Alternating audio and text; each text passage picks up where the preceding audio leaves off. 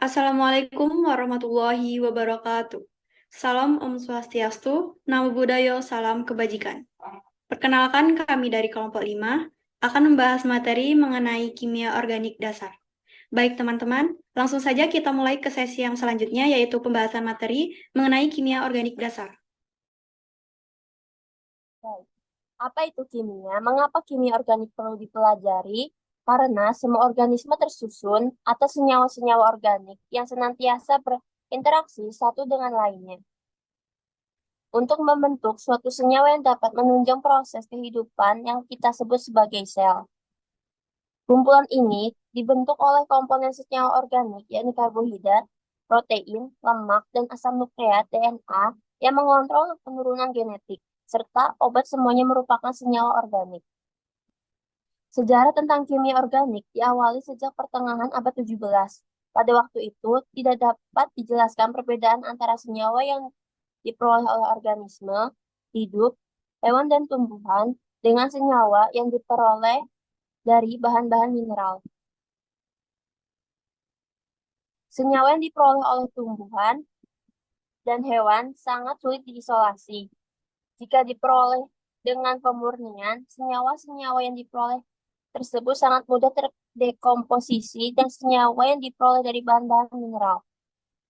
Seorang ahli kimia dari Swedia, Torbjörn Bergman, pada tahun 1770 mengekspresikan penjelasan di atas sebagai perbedaan antara senyawa organik dan anorganik. Selanjutnya, senyawa organik diartikan sebagai senyawa kimia yang diperoleh dari makhluk hidup.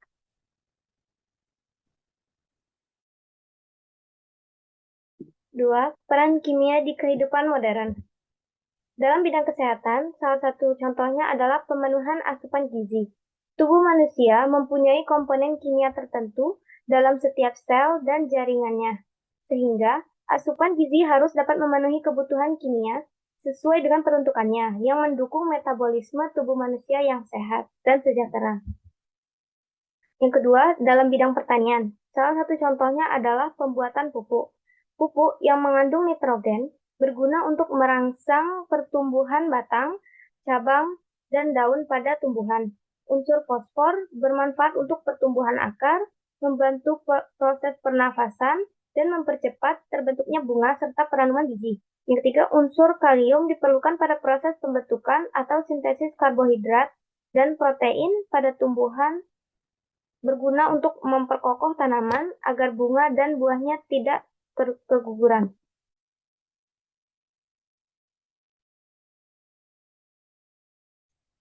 Selanjutnya, sifat-sifat fisik molekul obat. Sifat fisik zat aktif atau API, Active Pharmaceutical Ingredient, mengacu pada karakteristik fisik dari suatu senyawa kimia yang digunakan sebagai obat dalam bentuk murninya. Mencakup sifat-sifat seperti titik leleh, titik didih, kelarutan dalam berbagai pelarut, kestabilan termal, higroskopitas, dan sifat fisik lainnya yang dapat mempengaruhi formulasi, penyimpanan, dan pemberian obat. Peran sifat fisik dalam ilmu farmasi dan pengembangan obat sangat penting. Sifat fisik zat aktif dapat mempengaruhi semua aspek pengembangan, formulasi, dan pemakaian obat. Kemudian peran utama sifat fisik dalam ilmu farmasi, yang pertama, pengembangan formulasi obat. Sifat fisik zat aktif seperti kelarutan dalam berbagai pelarut, titik leleh, dan kestabilan termal mempengaruhi pemilihan formulasi obat yang sesuai. Kedua, bioavailabilitas dan absorpsi. Sifat fisik seperti kelarutan dalam air dan higroskopisitas dapat mempengaruhi sejauh mana zat aktif diserap oleh tubuh dan ketersediaan biologisnya. Yang keempat, tujuan pengembangan sistem penghantaran tertarget. Adapun tujuannya yaitu untuk meningkatkan kontrol dosis obat pada tempat spesifik seperti pada sel, jaringan, atau organ, sehingga akan mengurangi efek samping yang tidak diinginkan pada organ non-target. Suatu molekul obat sangat sulit mencapai tempat aksinya karena jaringan seluler yang kompleks pada suatu organisme, sehingga sistem penghantaran ini berfungsi untuk mengarahkan molekul obat mencapai sasaran yang diinginkan. Adapun konsepnya yaitu konsep sistem penghantaran obat tertarget mulai dikembangkan pada awal abad 20 ketika Paul Ehrlich menemukan konsep magic bullet yang menekankan pada penghantaran obat yang ditunjukkan pada target spesifik. Kebanyakan sistem penghantaran obat bersifat tertarget pasif, sehingga untuk mengkonversi menjadi sistem penghantaran tertarget aktif, sistem penghantaran obat dibuat lebih pintar melalui penggabungan dengan ligan yang dapat dikenali oleh reseptor pada target sel. Keuntungan sistem penghantaran target selain dapat mengurangi toksisitas dengan mengurangi efek samping yang ditimbulkan, juga dapat meningkatkan kepatuhan pasien dan mereduksi biaya pemeliharaan kesehatan. Yang kelima yaitu contoh minat masyarakat yang tinggi terhadap jamu tentunya membuat industri obat tradisional bersaing satu sama lain untuk menghasilkan produk yang dapat menarik minat konsumen, agar produk dapat laku di pasaran. Suatu industri mungkin menambahkan BKO. Salah satu jenis BKO yang mungkin ditambahkan oleh produsen pada jamu adalah dexamethasone.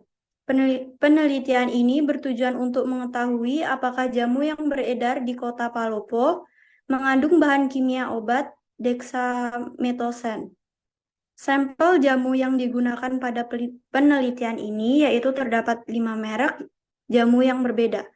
Metode yang digunakan untuk mengidentifikasi bahan kimia obat dexamethasone dalam penelitian ini adalah kromatografi lapis tipis atau KLT, yang dapat dilihat dari munculnya bercak atau noda berwarna ungu sebagai identifikasi. Penggunaan dexamethasone adalah etil asetat. Selanjutnya, tujuan utama pengembangan sistem penghantar tertarget. Tujuan utama pengembangan sistem penghantaran tertarget adalah untuk meningkatkan kontrol dosis obat pada tempat spesifik seperti pada sel, jaringan, atau organ, sehingga akan mengurangi efek samping yang tidak diinginkan pada organ non-target. Suatu molekul obat sangat sulit mencapai tempat aksinya karena jaringan seluler yang kompleks pada suatu organisme, sehingga sistem penghantaran ini berfungsi untuk menghantarkan molekul obat mencapai sasaran yang diinginkan. Konsep sistem penghantaran obat tertarget mulai dikembangkan pada awal abad 20 ketika Paul Ehrlich menemukan konsep magic bullet yang menekankan pada penghantaran obat yang ditujukan pada target spesifik.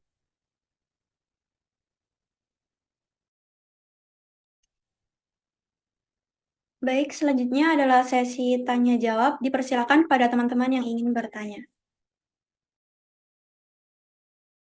Baik, pertama saya akan menanyakan apa saja ciri-ciri senyawa organik.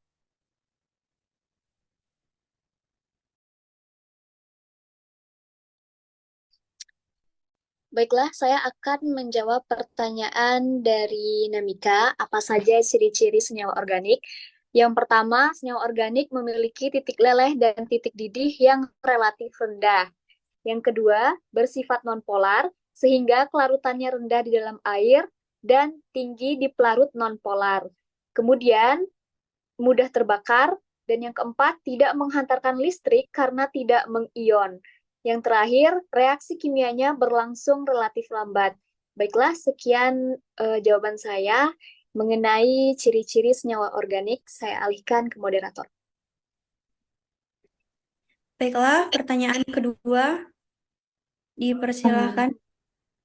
Untuk pertanyaan kedua yaitu apa perbedaan senyawa organik dan senyawa anorganik? Terima kasih. Baiklah, di sini saya akan menjawab pertanyaan dari Vero, yaitu apa perbedaan antara senyawa organik dan anorganik. Senyawa organik merupakan suatu senyawa yang terdapat dalam tubuh makhluk hidup. sehingga senyawa organik secara garis besar dapat dikatakan sebagai unsur penyusun utama makhluk hidup. Sedangkan senyawa anorganik, senyawa yang terdapat di seluruh semesta alam, sehingga senyawa anorganik cenderung berada di luar tubuh kita, makhluk hidup sebagai penyusun benda tak hidup. Sekian jawaban dari saya alihkan ke moderator. Baik, terima kasih. Selanjutnya pertanyaan yang ketiga. Baiklah, saya akan menanyakan pertanyaan yang ketiga, yaitu apakah ada peran kimia dalam bidang selain itu? Baik, saya akan menjawab pertanyaan dari Aisyah Nabila. Eh, peran kimia ini terdapat juga di dalam kehidupan sehari-hari kita seperti sabun, sikat gigi, parfum, lalu ada juga untuk sabun cuci baju dan sabun cuci piring. Sekian dari saya kembalikan ke moderator. Baik, terima kasih. Pertanyaan keempat yaitu, apakah contoh jaringan seluler yang kompleks pada suatu organisme yang menghambat suatu molekul obat sulit mencapai tempat aksimnya? Baiklah, saya akan menjawab pertanyaan dari Kiki. Contoh jaringan seluler yang kompleks pada suatu organisme yang menghambat suatu molekul obat sulit mencapai tempat aksinya adalah 1. Jaringan otot, 2. Jaringan epitel, dan 3. Jaringan saraf. Sekian, saya alihkan kembali ke moderator. Baik, terima kasih. Selanjutnya pertanyaan yang kelima, apakah pada zaman yang modern ini, minat masyarakat terhadap obat tradisional seperti jamu masih kerap digunakan? Terima kasih. warisan budaya Indonesia yang harus dilestarikan, selain sebagai alternatif pengobatan, jamu juga bisa menjadi salah satu gaya hidup sehat. Mengkonsumsi jamu setiap hari bisa membuat tubuh lebih bugar dan terhindar dari bahaya penyakit serius. Selanjutnya, pertanyaan yang keenam. Baiklah, berapa ukuran maksimal molekul yang akan mengalami eliminasi yang cepat melalui tubulus ginjal? Terima kasih. Baiklah, saya akan menjawab pertanyaan dari Maharani. Ukuran maksimal untuk ukuran maksimal molekul yang akan mengalami eliminasi yang cepat melalui tubulus ginjal yaitu dengan ukuran 30 kilodalton atau 30 kDa. Terima kasih, saya alihkan ke moderator. Baik, itulah tadi pembahasan materi mengenai kimia organik dasar dari kelompok 5.